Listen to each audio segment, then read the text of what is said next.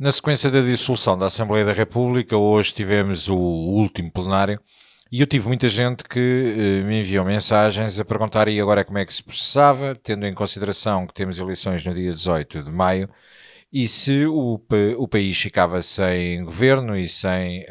parlamento. Não, obviamente que não. Ou seja, basicamente, e para fazer um enquadramento do que é que acontece, dando aqui alguma explicação àqueles que acompanham menos a atividade partidária e política, a consequência da dissolução da Assembleia da República por parte do Sr. Presidente da República dá origem a um processo eleitoral, tendo em conta que a dissolução foi feita ontem, foi feita hoje, começam a decorrer os prazos, a Comissão Nacional de Eleições dará agora os prazos para as certidões e as candidaturas dos partidos serem entregues, a partida eu creio que será até dia 7 de abril que todo o processo terá que ser entregue nos respectivos tribunais, por cada distrito será entregue no Tribunal da Comarca do Distrito e, entretanto, a Assembleia da República fica a trabalhar ou não. Bom, o que acontece é que existe uma comissão parlamentar permanente, ou seja, representada por alguns membros de todos os partidos que compõem a comissão parlamentar permanente e que vão continuar a discutir o que é necessário discutir para que o país não fique claramente sem gestão política. Obviamente fica em suspenso com algumas decisões, nomeadamente o governo fica em gestão e por isso não pode fazer mais do que aquilo que lhe confere a lei a nível de gestão, mas, no entanto, continua em funcionamento e só deixaremos de estar nesta legislatura e aqueles que não forem reconduzidos como um novo mandato enquanto deputados, por mil e uma razões, porque não vão nas listas dos partidos ou porque, entretanto, não são eleitos, dada a nova configuração eleitoral que pode daí advir. Nós só deixaremos de ser deputados desta legislatura a partir do momento em que os novos deputados da próxima legislatura, que será a 17ª, com um novo governo, e depois de ser dado posse ao novo governo, também o mesmo acontece com os ministros, secretários de Estado, etc. Só quando os novos entrarem em função é que os atuais deixam de exercer função. Obviamente, a Assembleia da República fica com os poderes muito reduzidos, na incapacidade de iniciar processos legislativos, assim como, por exemplo, as comissões parlamentares permanentes, essas ficam suspensas e estão apenas autorizadas a reunir na eventualidade de existir alguma questão relacionada com as redações finais de algum projeto de lei, mas mesmo assim esses processos já estão todos encerrados e, portanto, teremos apenas a Comissão Parlamentar Permanente, que pode chamar ministros, que chamará os ministros certamente, que chama os secretários de Estado e, portanto, o debate na Assembleia da República continuará a existir, muito reduzido, porque nem todos os deputados têm assento na Comissão Parlamentar Permanente, são muito poucos os deputados que lá estão e, portanto, será assim e, basicamente, a partir de hoje, entramos também com os partidos políticos numa lógica de iniciar a sua pré-campanha eleitoral e de preparação das listas e de todo o processo eleitoral, da campanha, etc., da comunicação, dos outdoors, do roteiro que, por exemplo, no caso do Chega, o Presidente do Partido vai fazer de norte a sul do país, do trabalho que os candidatos por distrito, acompanhados com os distritais, farão nos seus distritos e, portanto, o trabalho político neste momento é muito mais fora do Parlamento do que dentro do Parlamento, sendo que, como eu referi, seremos deputados até à entrada dos novos deputados, seja lá o que isso for, significa o que significar, porque ninguém tem bola de cristal e não sabemos quantos deputados vamos eleger, quantos deputados entrarão por círculo eleitoral, etc. Portanto, eu creio que hoje, com o encerramento dos trabalhos, percebemos que poderá existir claramente, ou pelo menos a sensibilidade que se tem dentro do Parlamento, é que existirá uma configuração diferente deste Parlamento. Nós acreditamos que a última sondagem, ao colocar-nos a 9 pontos percentuais do partido alegadamente mais votado, ou pelo menos com maior tendência de voto, de acordo com as sondagens, nós acreditamos que neste espaço de 2 meses é possível, as pessoas já perceberam que a diferença entre Luís Montenegro, Pedro Nuno Santos, PS e PSD é muito pouca,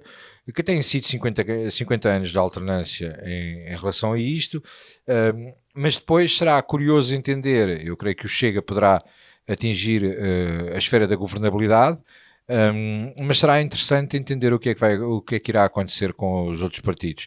Na minha perspectiva e para a memória futura, eu creio que o PAN sairá da Assembleia da República. Eventualmente o LIVRE pode manter o seu resultado ou até conseguir canibalizar algum eleitorado ao Partido Socialista. O LIVRE é um bocadinho como o PEV do PCP, sendo que o PEV, entretanto, está completamente extinto e desaparecido, e portanto aparece o LIVRE com esta vertente ecológica, europeia, como ele diz, mas eu creio que eles poderão ter aqui alguma canibalização de votos naquela faixa mais à esquerda do Partido Socialista. O Partido Comunista talvez, ou creio que ainda não desaparecerá, mas vai eventualmente reduzir a 1 ou 2 deputados, é a minha esperança também e é a minha expectativa.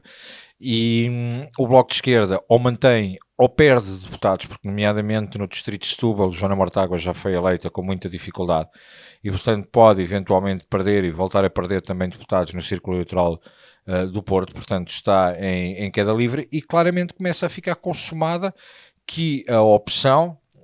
será de centro-direita ou de direita. Vamos ver se o novo líder do Partido Social Democrata, respeitando a vontade popular e entendendo que o Chega ainda tem margem para progredir, vai subir e existe uma forte tendência de podermos ser o partido mais votado à direita, se a direita prefere entregar a governabilidade ao Partido Socialista ou se considera que de facto, existindo um partido de direita, mesmo que não tenhamos maioria absoluta e não tendo a maioria dos lugares parlamentares, se existe ou não por parte da pseudo-direita portuguesa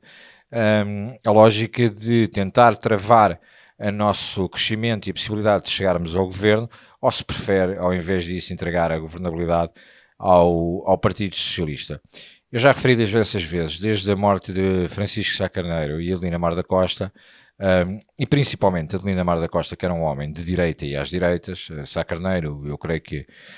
a minha visão é que era um homem de centro-esquerda, que depois ao longo dos tempos foi virando um bocadinho à direita, mas nunca foi tão à direita como Adelina Mar da Costa. Mas com o desaparecimento da AD em 1980, naquele fatídico dia de 4 de dezembro, a direita nunca se soube organizar e sempre permitiu que a esquerda, nos momentos de aflição, se unisse independentemente de terem uma ideologia que podia chocar alguns dos partidos uns com os outros. Basta recordar, por exemplo, que Mário Soares durante muitos anos sempre levantou um muro ao princípio de permitir que o PCP entrasse na esfera da governabilidade e António Costa depois veio a tirar tudo isso para o lixo quando permite que quer o PCP, quer o Bloco de Esquerda entrassem na geringonça e tivessem, apesar de não ter lugares de ministro ou de secretário de Estado, tenham tido uma influência muito grande na forma como os orçamentos de Estado foram feitos, sempre condicionaram os orçamentos de Estado e tanto assim foi que a partir do momento em que há o sexto, e depois de terem aprovado 6 orçamentos de Estado, o 7º Orçamento de Estado, como o Partido Socialista não quis fazer aquilo que eles queriam, eles próprios traíram o Partido Socialista e deitaram o governo abaixo. Não são confiáveis para qualquer estratégia de aliança. Sentimos no ar a preocupação dos comentadores. Ontem eu vi Ricardo Costa muito preocupado, que acha que existindo muita abstenção e voltando a ter muita abstenção, o Chega pode ser eventualmente um dos principais penalizados e se André Ventura não conseguir ter as pessoas a votar. Eu acho que chegou uma altura que todos percebemos a importância deste ato eleitoral e percebemos que nós passámos de 1 para 12, de 12 para 50 e que este é um momento de facto de fazer uma viragem concreta à direita, com todos os problemas sociais que nós temos neste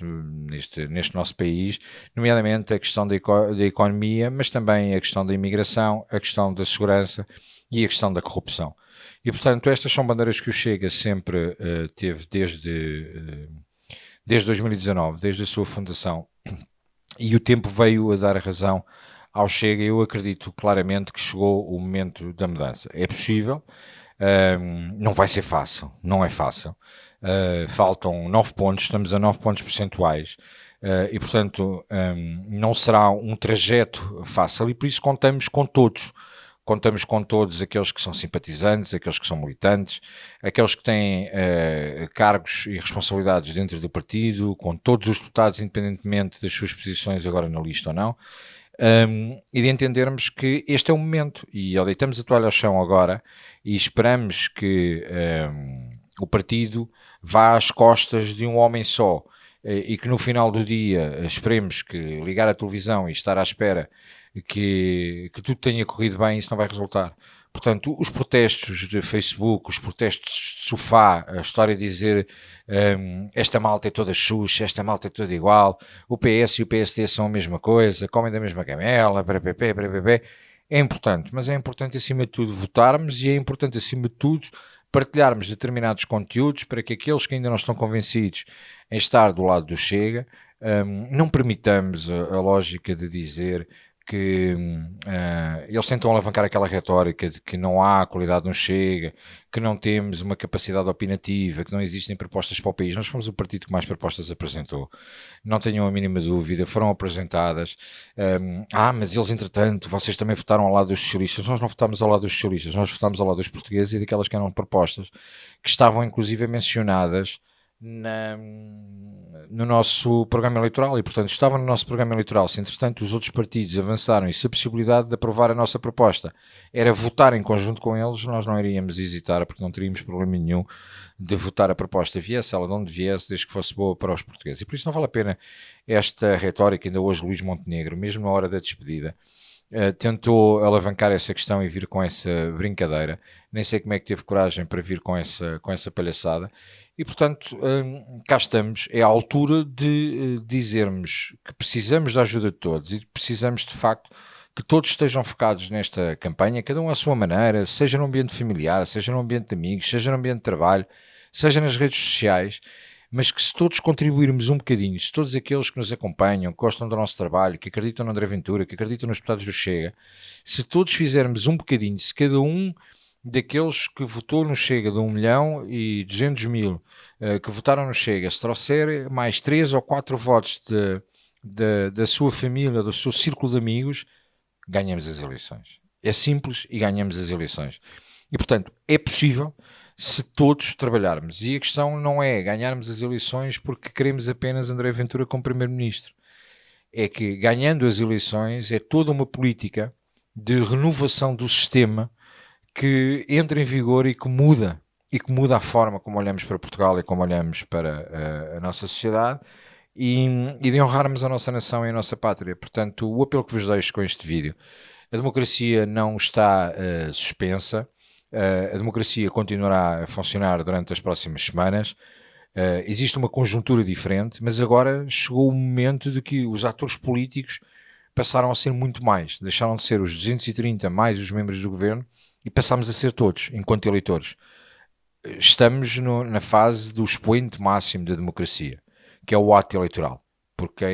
e tivemos muita gente que deu a vida para podermos ter um ato eleitoral livre e que possamos escolher aquilo que consideramos que é o melhor para o nosso futuro e para a nossa governabilidade. Não vamos desperdiçar isto. Eu sei que nesse fim de semana, aparentemente parece que é o fim de semana do final do campeonato. Todos gostamos muito de futebol. Uma das nossas equipas, independentemente dos clubes que somos, irá ser campeão. Mas não é disso que se trata. É muito mais importante do que isso. É muito mais importante que um jogo de futebol e que um campeonato. Naquele dia 18, ou ganhamos a taça ou perdemos a taça. É tão simples quanto isso, e ninguém quer perder. Portanto, contamos agora com todos. Precisamos, de facto, da ajuda de todos para que tentemos convencer mais 2 ou 3, cada um convencer 2 ou 3, isto é possível. Recuperamos os 9% que neste momento estamos atrás do partido que está com a tendência de vencer as eleições e vamos, de facto, lutar e mudar Portugal. Eu tenho a palavra ao Sr. Deputado Bruno Nunes. Sr. Presidente de algumas bancadas, tenho a certeza de uma coisa: respeitamos a liberdade, mas tal como o senhor em polos opostos, adoro malhar na esquerda.